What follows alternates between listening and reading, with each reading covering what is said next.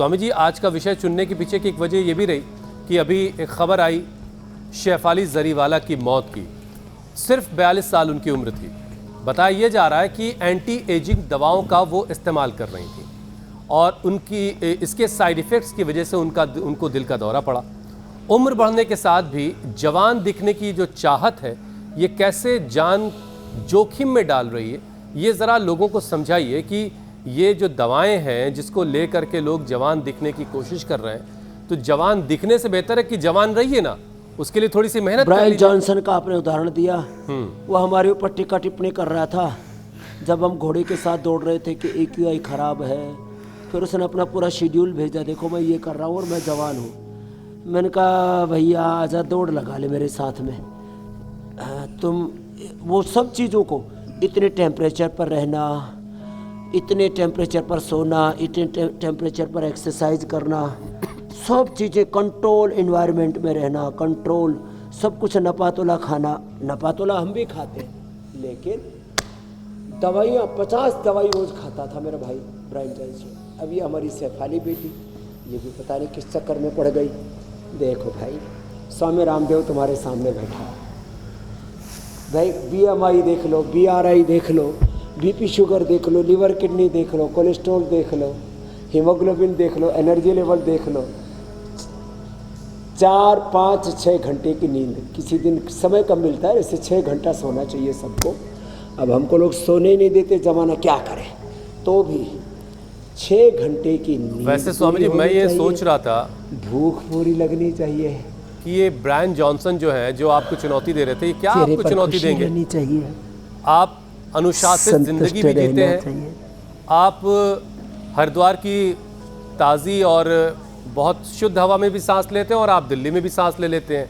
आप जहां ऑक्सीजन बहुत कम है वहां भी योग करते हैं और जहां बहुत गर्मी है वहां भी रह लेते हैं। तो ये चुनौती समझ में नहीं आती। बहरहाल ज़रा ब्रायन जॉनसन के बारे में दर्शकों को बता दें, ये वही ब्रायन जॉनसन है जो 47 साल की उनकी उम्र हो चुकी है और बहुत सारी दवाएं खाकर अपनी बायोलॉजिकल एज को उन्होंने 25 पर रोक रखा है। डॉक्टर्स से लेकर सर्जरी करने वाले तक उनकी हेल्थ पर निगरानी रखते हैं। करोड़ों रुपए खर्च आता है उनकी इस काम पर।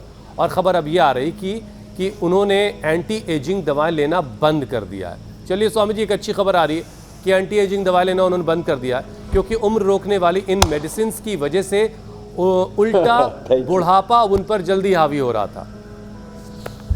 देखिए, चुनौती उल्टी पड़ गई स्वामी जी उनकी।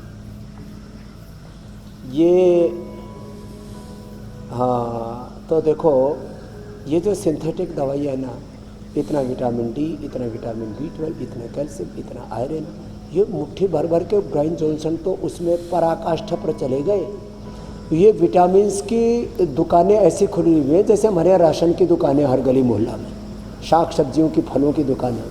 तो भाई नेचुरल तरीके से विटामिन डी जो सूरज से मिलता है, B12 जो दूध से मिलता है, और अलग अलग उसके नेचुरल स्रोत हैं।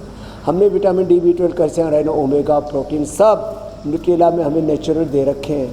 फिर भी लोग न जाने कि सिंथेटिक दवाइयाँ, सिंथेटिक न्यूट्रासिटिक्स, सिंथेटिक फूड, और फिर बाकी ऊपर से जो तात्कालिक रूप से राहत दे देते हैं, ऐसे चीज़ों को खा खा करके एंटी एजिंग दवाइयों के ऊपर तो मैं कहता हूँ कि जब तक पूरा रिसर्च ना हो जाए ना, अब इतने लोग मर रहे हैं, शेफाली बेटी मर गई और कितने लोग मर मर के जी रहे हैं, अधमरे जी रहे हैं। तो ऐसे लोगों को हमें बचाना है, तो एक तो योग को तो अपनाना ही, और जो एंटी एजिंग दवाइयों के नाम पर पूरा ये जो पाखंड चल रहा है ड्रग माफिया, मेडिकल माफियाओं का, इससे भी दुनिया को बचाने के लिए मैं तो आह्वान करूँगा, लोग इनसे दूर रहे और सरकारों को बैन कर देना चाहिए इन दवाओं को, क्योंकि ये बड़ी खतरनाक है। चलो BP शुगर की, थायराइड की कुछ सिंथेटिक दवाएँ तो इसमें भी, लेकिन इसका नुकसान थोड़ा है, जानलेवा नहीं। ये एंटी एजिंग तो जानलेवा हो जाती है ना, समस्या ये है। तो एंटी एजिंग योग हमने करवा दिया, शीर्षासन, सर्वांगासन, सूर्य नमस्कार, दंड बैठक और प्राणायाम एंटी एजिंग है। और अपने देखो, मिला जुला खाओ, मिलजुल के रहो, समता में रहो, प्रसन्नता में रहो, संतुष्ट रहो। अलग अलग प्रकार की शाक सब्जियाँ, अलग अलग प्रकार की दालें, अलग अलग प्रकार के फ्रूट्स, ड्राई फ्रूट्स, अलग अलग प्रकार के तेल, घी। हाँ, तो ये सब ना एक जिसको कहते हैं ना संतुलित जीवन, संतुलित आहार, संतुलित विचार, संतुलित निद्रा, सम्यक, इसको सम्यक कहा है भगवान बुद्ध ने भगवान महावीर से। सम्यक सोच विचार, सम्यक दृष्टि, सम्यक श्रुति, सम्यक आहार विचार वाणी व्यवहार स्वभाव संबंध आचरण, सम्यक आजीविका, सम्यक श्रम, सम्यक विश्राम। ये है सम्यक दर्शन जीवन का, जो भगवान बुद्ध महावीर ने, वेदों ने, श्रीमद् भगवद गीता ने, हमारे सनातन संस्कृति के सारे हमारे संवाहक पूर्व ऋषियों ने दिया। महर्षि चरक धन्वंतरी ने युक्ताहार विहार से युक्त चेष्ट से कर्म से ऋतुभुक हितभुक मितभुक, ऐसा होना हमारी ऋतुचर्या, दिनचर्या, आहारचर्या, ये हमारी है ना एकदम संतुलित रहनी चाहिए। मेरी बहन ज्योत्सना जी।